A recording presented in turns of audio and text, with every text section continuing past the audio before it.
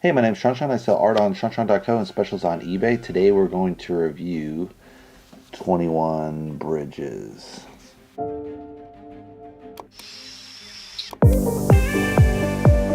So 21 Bridges is kind of this action cop film directed by Brian Kirk. It's an hour and 39 minutes, so right in that nice time frame, hour and a half, that sweet spot timing wise. Actors are Chadwick Boseman is kind of the lead detective, Andre Davis. Sienna Miller plays Frankie Burns, his kind of narcotics partner that he's partnered up with for this case. Stephen James is Michael, one of the suspects, and Taylor Keish is the other suspect, Ray. So you have this case where two hoods, they're kind of looking to score, and they're hitmen for kind of a gang, and they get this tip off of this cocaine shipment at this local winery bar. So they bust in, the owner's there, and he's like cokes in the back after he puts a gun to his head. They go in there and they're expecting 30 keys, and then instead of 30 keys they find 300 kilos, and they're like, what the hell is this shit? This seems like a huge score, and they really need 50 to get out of the game. So they're like, Jesus Christ. So they take 50, they leave the rest, I guess because they couldn't pack it out because they're only two guys, right? And then right when they're kind of packing out to leave, all these cops show up, and they're like, oh shit, right? So they're hiding out hoping the cops go away. The cops see some drugs on the floor, so they're like, oh god, what the hell is this? And then they come out guns blazing. They have to blow away some cops. They have some backup forces show up. They blow them away too because they're pretty well shot. It turns out later they're army background from Iraq, so obviously they know how to shoot. One is actually the real trigger kind of guy, and the other guy's kind of reluctant to shoot. So you have one guy that's an expert marksmanship and another guy along for the ride to make the score, but not necessarily kill people if possible. But now they're wrapped up. They got this BMW. They make a getaway. They make it to the drop-off point with this cocaine dealer, and he's like, hey, how much you want for your... And he's like, oh, well, let's make this price. And they settle on a price, and they get the hell out of there, right? And he's like, get out of my hair as soon as possible, dude. Here's your money. I'll take the coke. We're done. Then he races back to the money exchanger. The money exchanger is going to give him false IDs. They can go to the Bahamas or something and disappear. And so they're handing off the drug. The guy doesn't even count it, and they're like, why isn't this guy counting it? There's something weird here. So... then they're kind of think something's up, but then all of a sudden, boom, the cops are right at the door and like, holy shit. And then it's really strange because the money exchanger goes to the door and like, who is this? What force are you on? So he's like challenging the cops, which is really odd considering he changes drugs for all these dirty criminals. You're like, what the hell's going on? He gets shot in the eye. The cops bust in. They kind of shoot out and they kind of shoot their way through it. And by this time, the circle of net is getting closer and closer on these guys. They've got it down to an L7 block radius, and they get it down to another block radius. So they slowly... they got Manhattan, and then they're slowly chunking this down to making this kill box for the criminals. And that's kind of how you would work in a huge team. No matter how good no matter how poorly the team is, if they work as a team, they're gonna eventually catch these guys, no matter how badass of a marksman they are, army training or what. So that's kind of a realistic thing, I would say. That they don't get away, maybe.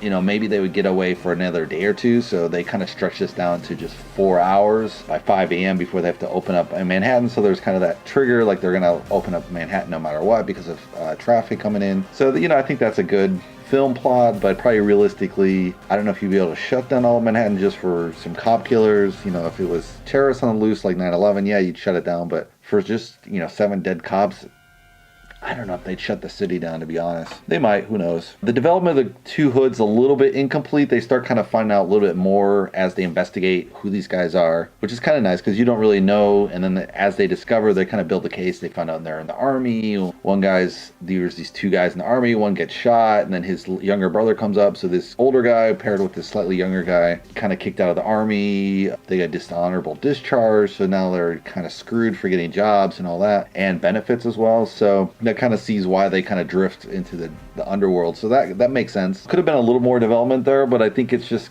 adequate, I'd say, for your villains, just enough to give them incentive to why they want to do this 2 million hit and get the hell out of it for all this cocaine. On the other side, you have Detective Andre.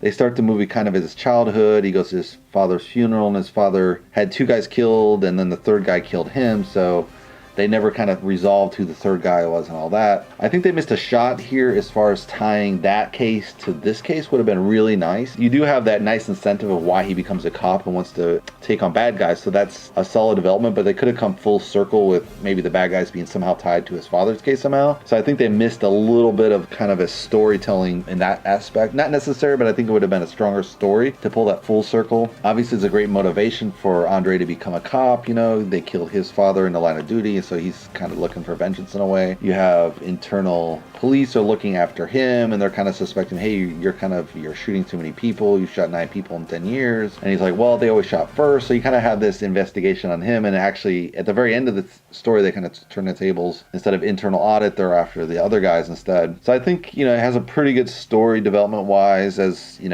this case slowly develops around catching these 2 bad guys. It kind of, all these events along the way kind of are suspect of how cops are able to get there quickly, and then Andre's starting to suspect maybe something's not quite right with this case. They could have made that a little more obvious as far as the case being off a little bit, as well as a little bit of foreshadowing, I think, from some of the other cops, just slightly. I think it would have thrown, a little bit of a loop, like questioning, like, oh, what the hell's with these cops kind of thing. They left it pretty closed case, so you didn't know what was going to happen until the end. So I liked it because I thought, most of the movie is going to be this chase scene, which it is the chase scene, but then at the end you have kind of this flip and twist in the plot, which is nice, with kind of good cops versus dirty cops, which is a nice plot twist there. Overall, it's just a fun movie. You probably see it once, maybe twice. It's fun to see in the movie. It's not as good as, say, Ford versus Ferrari as far as really heavy story and action film that really pulls through on the big screen. This is fun in the big screen, but I don't think it's necessarily, you'd have to see it in the big screen, but it's definitely a fun film. Yeah, so I rate it pretty good. If you want to subscribe, you can subscribe below.